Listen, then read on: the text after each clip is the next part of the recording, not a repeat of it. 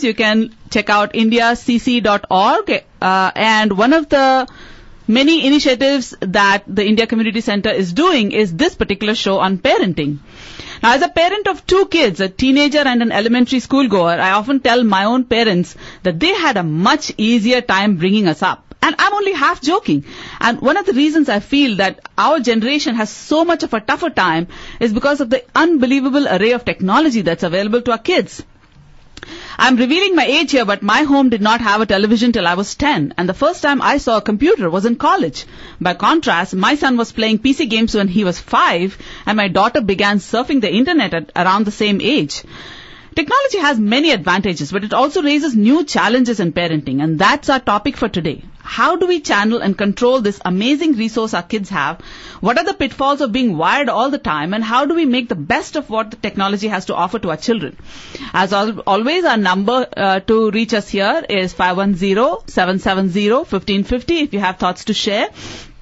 And if you have any issues with the way your kids use technology, whether it is the idiot box, it's the television or the computer or a handheld smartphone or a tablet, this is the time to call us, 510-770-1550. My first guest is Viji Rangaswamy. She worked as a programmer in India for over 10 years, and now she teaches computer programming to elementary and middle school students. She is currently a teacher at the Statford schools. Welcome, Viji. Thank you. I'm happy to be here. So tell me something. You've had experience with computers in India and here. In your opinion, how's the exposure to technology different from when you were in India to now? Okay, let's first ascertain that I'm in the same age as you are. But since I was a programmer in India, you would be interested to know some of the programming I was actually involved is education software. Oh, that's interesting. So because of which, at that time itself, you knew that computers was something that's going to influence education. And I think first and foremost, I think everyone agrees or can see that computers is going to be used as a resource. And even now, teaching computers or the use of computers in the classroom is not to replace teachers, but to use it as an added resource. But going back to India, if you asked, I never had computers you use with. So at that time, and things were just developing. So one didn't see what are the pitfalls and the enhancements. Yes, we knew it was a tool that it was to be used. So when you look at that, I can't. But having said that, in my previous school, I had a child who came in grade 7 from India. And if you look at it, over there, he was already doing HTML programming. Wow. Okay, so that tells you how they are keeping pace. Yes. So they are when you talk about countries and it shouldn't come as a surprise because Bangalore is the Silicon Valley, right? So, but the fact is that everyone's keeping pace with it and it is now becoming a tool, and that's what I often tell my parents in school too. Knowing the computers and being computer literate is a tool much more than anything. And of course, then you want to go ahead and discuss the but as benefits. A teacher, what's your primary concern with respect to computer use by your students? Okay. When I look at primary concern, I want to emphasize that I see a lot of potential in learning this. And the concern, if you look at it, I think we are talking about both the access and the volume of information that is present to them. So, if you look at it like in your instance, 5 years ago when my children were using it, it was more a tool and they had access to it, but not as much information. But right now there is so much information out there, and I think those who are developing that also have no idea of what this information could do. And there is really no longitudinal study done in this, seeing what the effects are going to be. So given that, this is what is probably a bit of a concern, or rather the larger concern is the amount of information that is there, and is that the right kind of information that our students are getting or our children are getting? I think there's certainly the problem that there is no verification. Even something as Wikipedia, I remember my son at school being told, I don't expect you to get your information out of Wikipedia. That's a peer-reviewed information source, but it's still not trustworthy. Correct. So on one hand, you have this pile of information, and on the other hand, you're not sure what part of it is verifiable and what part of it is simply an urban legend or it's something that you shouldn't be trusting. Correct. So that's certainly a huge issue. It is a huge issue, and that is where I guess, given a tool, how do you use it? I mean, why do I always compare it to a tool? And I do this with my students and parents too. Because I used to have saying, why are you teaching programming and why are you teaching this? It is not to do with why. We provide a tool and you need the knowledge base. And I am all for our students. I think the children of this world need to know how to use this tool, because even if they don't become a programmer, that is not the objective for every student to become a programmer. No. So they need to know how to use it, but then after that to authenticate the information, and that's where you are probably arriving at. The information that you get, you need to know how to discern the right from the wrong or the good from the bad. So that is the challenge. Now here we are talking about a very positive use of computers, which is, okay, we use it for programming, we use it as a resource, but it so happens that computers, like other media, can be used for completely different purposes as well. And I want to throw out a question to our listeners. According to the American Academy of Pediatrics, how many minutes of screen time is okay for kids under 2 years old? And if you think you know the answer, call in to 510-770-1550. That's 510-770-1550.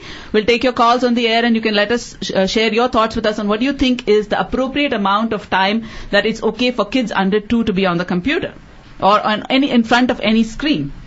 And I came across this article that I want to share with you.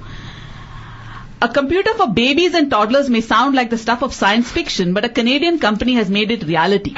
Last month, this company launched a 7-inch touchscreen tablet that's marketed exclusively for children 4 years and younger. Now, it sounds like a really creepy idea, right?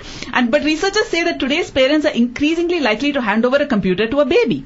A recent study by a parenting magazine found that 29% of moms born from the 60s to the 80s say their children had played with a laptop by age 2. And that number grows to 34% among moms born between the 80s and 90s. Roughly 1/3 of the group also indicates that the children by age 2, the kids were familiar with cell phones, smartphones, and digital cameras. Right? So we have on one hand this wonderful resource that we can use for our kids, but at the same time, are we using it as babysitters?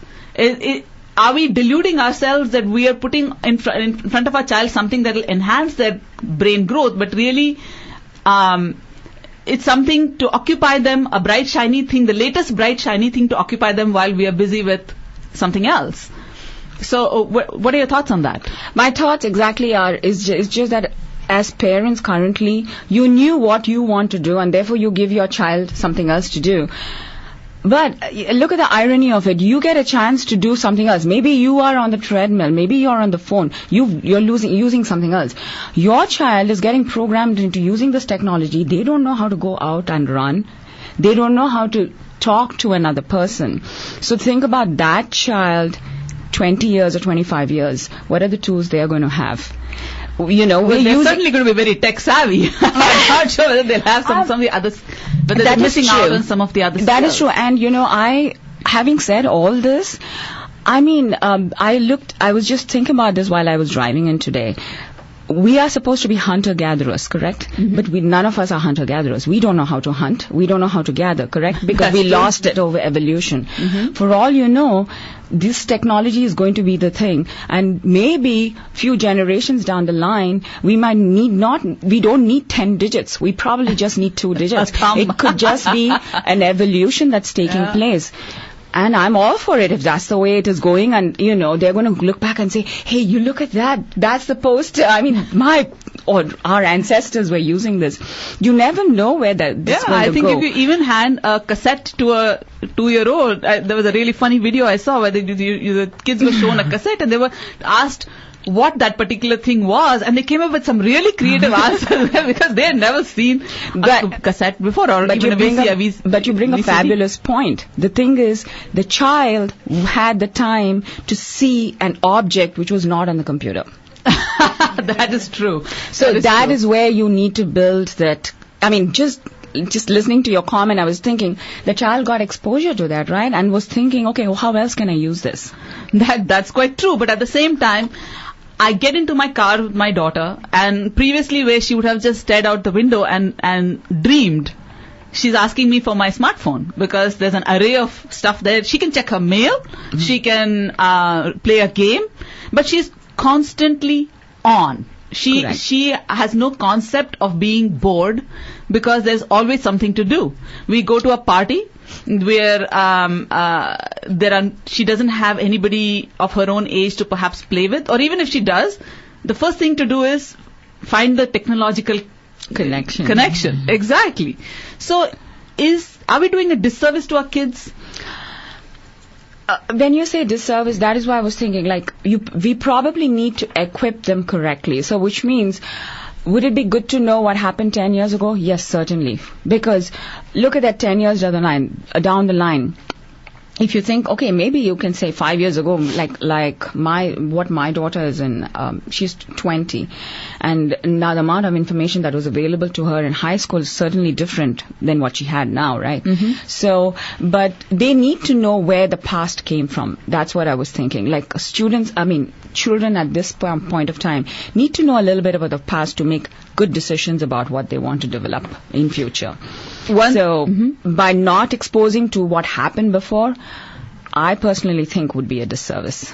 But so that's they do my need, opinion. yeah. But we also have to figure out whether they are capable of amusing themselves without that crutch of technology, but then, or is that a bad thing? I'm thinking there is a generation gap. I mean, we look at it saying, okay, they need to get off this and they need to be creative. Because to us, creative means looking out of the window, thinking of things to do. But it's the creative minds which have come up with different products. We don't need to go into that, right? I mean, that is how these. True. So hopefully these these children have these, and they're probably going to come up with products which we probably never imagined of, exactly. Or cannot even imagine at this point in time. So there is that, but to me personally, I'd like to know a little bit about what happened before, so you can make better decisions on it future. So understand your history, so you can learn from it, I suppose. Yeah. Once again, the question that we have for parents out there is, what is the appropriate amount of time that your child, according to the American Academy of Pediatrics, what is the appropriate amount of time your child can be exposed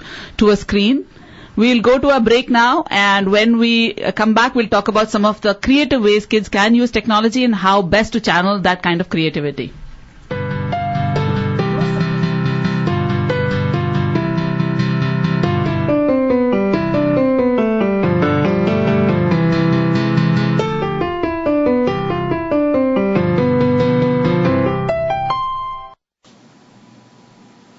Lena, we have to enroll our kids in some class. They're growing up with no culture or exposure. How do we introduce those values which we got when we were growing up? Kabir, don't worry. I just found out from Seema about the ICC. The ICC offers classes for kids and helps them hone certain skills throughout the year. Really? But what sort of classes are these? Everybody now sends their kids to dance and music as though that's all they need to know about Indian culture. But these classes at the ICC are different. They teach various language, public speaking, art, math, and SAT prep classes, and so many others all under the same roof. We don't need to run around dropping them off place to place. That's great. Lena, what are you waiting for? Please enroll our kids immediately with the ICC. I already enrolled them at www.indiacc.org.